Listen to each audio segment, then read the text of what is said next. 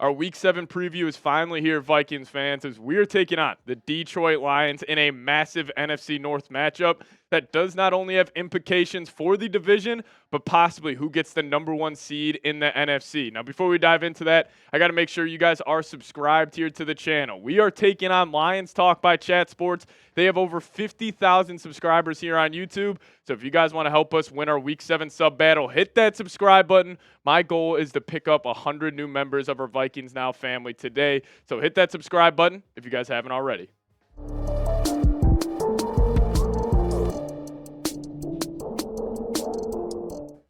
What's going on, guys? My name is Patrick Siepman, and welcome in. So the topics we are going to be discussing today, we're going to be deep diving into the Detroit Lions, what has made them so special, and why they have the number 1 rated offense in the National Football League. And then we do have some injury updates. T.J. Hockenson, Aidan Hutchinson, Aaron Jones, and also the Lions star cornerback, Carlton Davis. Are they going to play? We'll give you those answers there. Then also I got my keys to victory. How does the Minnesota Vikings go the 6-0 on the NFL season? I'll give you guys my thoughts, and then also my prediction on today's show at the very, very end. I'll get you guys my score prediction as well. But before we dive into all that, I do want to tell you guys about today's presenting sponsor, and that is Public Rec. Stop the suffering in regular pants. For a limited time, our listeners get 20% off when you use code CHAT at checkout. That's 20% off with the code CHAT at publicrec.com. After you purchase, they'll ask you where you heard about them. Please support our show and tell them we sent you. Say goodbye to pants that put up a fight,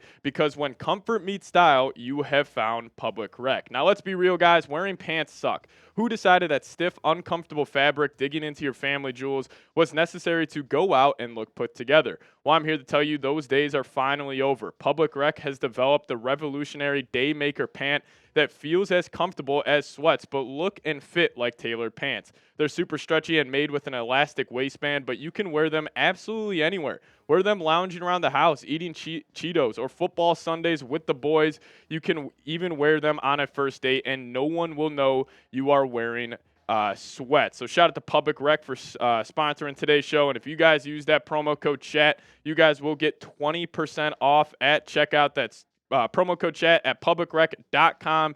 After you purchase, they'll ask you where you heard about them. Please support our show and tell them we sent you, and say goodbye to pants that put up a fight, because when comfort meets style, you found Public Rec. So how are the Lions 4-1 on the NFL season? So here's their schedule so far. They opened it up Sunday Night Football against the Los Angeles Rams, and they won 26-20. Now in Week 2 versus the Tampa Bay Buccaneers, they did end up dropping that game 20-16, but they thoroughly outplayed the Tampa Bay Buccaneers in this game. This was just coming down to red zone, mishaps by Detroit, but they fully beat them. They just obviously, weren't good on the margins, why they got a loss. But then they've been on a heater since. They beat the Cardinals pretty easily in Arizona. Then they killed the Seahawks at home. And then this past week, they absolutely dismantled the Dallas Cowboys with a final score of 47-9. And, when I think about the Lions, I think about their offensive weapons. Now, they are absolutely loaded, not just at the receiver position, but at the running back position, and obviously their offensive line. And it all starts with Amon-Ra St. Brown. Now, Amon-Ra, in my opinion, is one of the best slot receivers in the National Football League, and he just really opens up the entire field for the Lions offense. It all goes through him and their running game. And plus, when they have the thunder and lightning duo of David Montgomery and Jahmyr Gibbs, it makes this offense oh so hard to slow down. And then you add this wrinkle on top of it. Kind of the icing on their cake for their offense this season has been Jameson Williams. Now, if you guys remember, the Vikings actually traded back from pick 12 to pick 30, and the Lions traded up, and they drafted this guy right here, Jameson Williams. He is a big play threat. 365 yards this season on only 16 receptions. He will beat you over the top. They'll suck the linebackers in, and then they'll throw it over their heads with that run game. Watch out for Jameson Williams making a big play this Sunday. But, overall, the Lions offense is phenomenal. You got to give a lot of credit to their offensive coordinator, Ben Johnson. Give a lot of credit to their offensive line. In my opinion, it's the best in the National Football League. But how they rank out, they're second in yards per game. They're 4th in passing yards per game, 4th in rush yards per game, and they're the number 1 scoring offense in the league, averaging 30.2 points per game. This is a high-powered offense, but it all starts with their offensive line.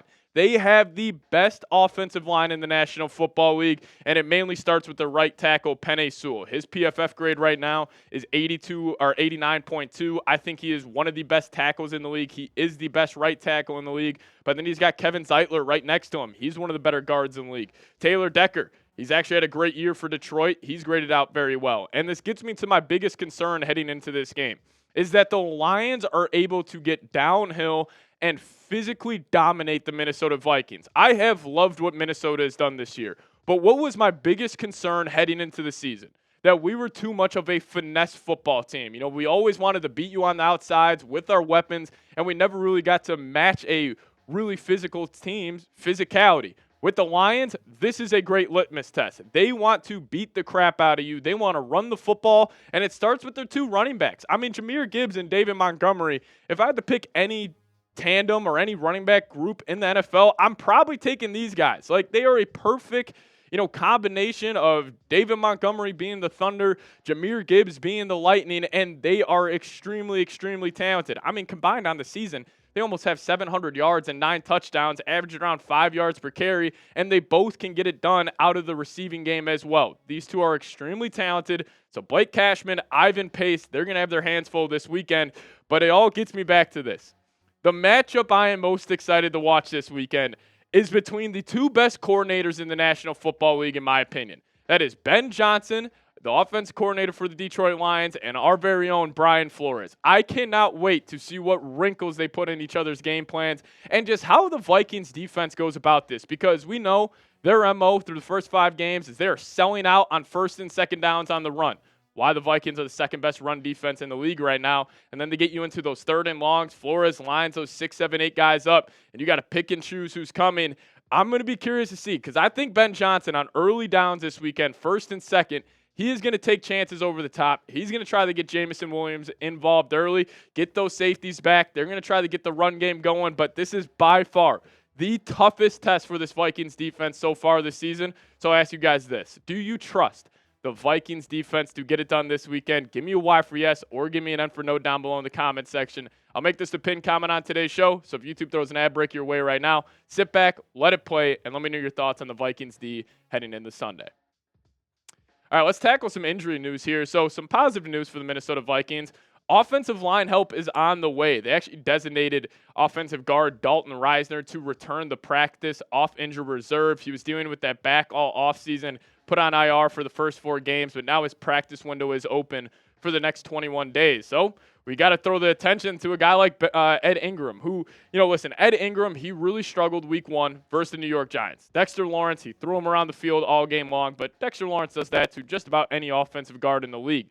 So I'm putting it out there right now. This is Ed Ingram's last chance versus the Detroit Lions. He bounced back a couple games with the Niners and the Texans, but against the Packers and the Jets, he was terrible. He is one of the worst pass-blocking offensive guards in the entire National Football League. Dalton Reisner, he's one of the better pass-blocking offensive guards. Now, even though Ed Ingram is better in the run department, according to PFF, I would rather take the, more experienced pass blocker, especially we know Sam Darnold doesn't handle interior pressure, not very well. So I would rather lean with Reisner, but I'm giving Ed Ingram one more chance this weekend to see what he can do. But we got to get some terrible news for the Detroit Lions. This absolutely broke my heart.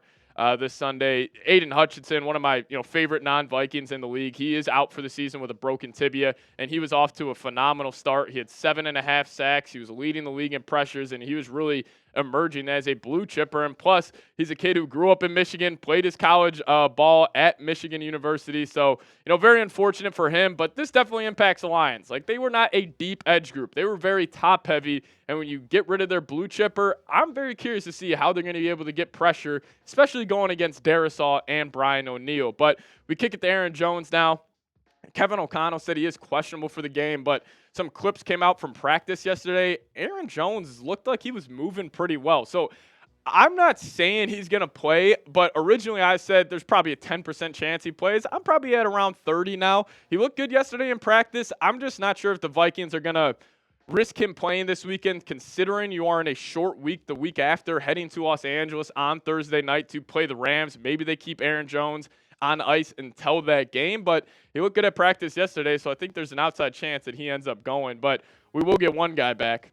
T.J. Hockenson. Can't wait to see number 87 back out there on the football field. He will play. We haven't heard it 100% just yet, but all the reports are indicating that number 87 will be back out there. And one, he's playing against his former team, and two, he's playing against a team that tore his ACL last season. I want to see T.J. Hockenson abuse Kirby Joseph this weekend. Hope he gets matched up on him one-on-one, and you just give him a fade route, give him a 50-50 ball, and hopefully Hawk wins that matchup. But, this was a guy that obviously I don't hope for anybody to be out for the Vikings. I hope that we play every team, 100% healthy just so we get a better litmus test of this group. But Carlton Davis, he did clear concussion protocol after the Dallas Cowboys game. This is their number one corner. This is their lockdown corner. And if they were having to miss him and already kind of depleted secondary in Detroit, Addison and Jefferson would have had a field day. But I'll talk about it later. I think Jordan Addison is set up to have a massive game because I think this guy's going to follow 18 around the football field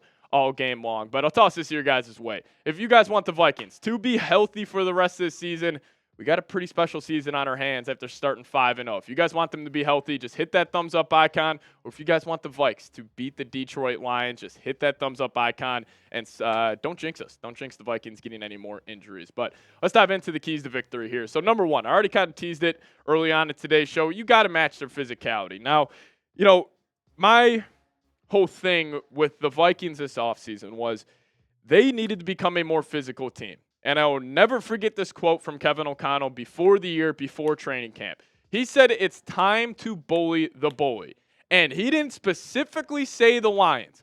But the Lions last year, they absolutely kicked the crap out of the Vikings. They were the more physical team. They were hitting harder. They were flying around the football field more. This is your chance where everything you talked about this offseason of being a more physical team, of bullying the bully, this is your chance to put that out on tape this weekend. You have the most physical football team in the NFL coming to your building in a massive NFC North game.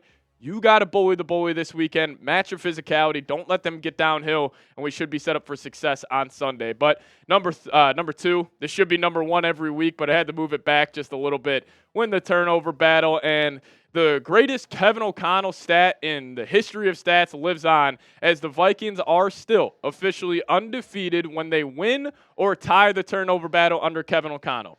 Now, if you guys want to make any argument, whether you're at the lunch table, the barbershop, over the Vikings being a good football team, just show them this, or Kevin O'Connell being a good coach, just show them the stat. They're 22-0 when they win or tie the turnover battle.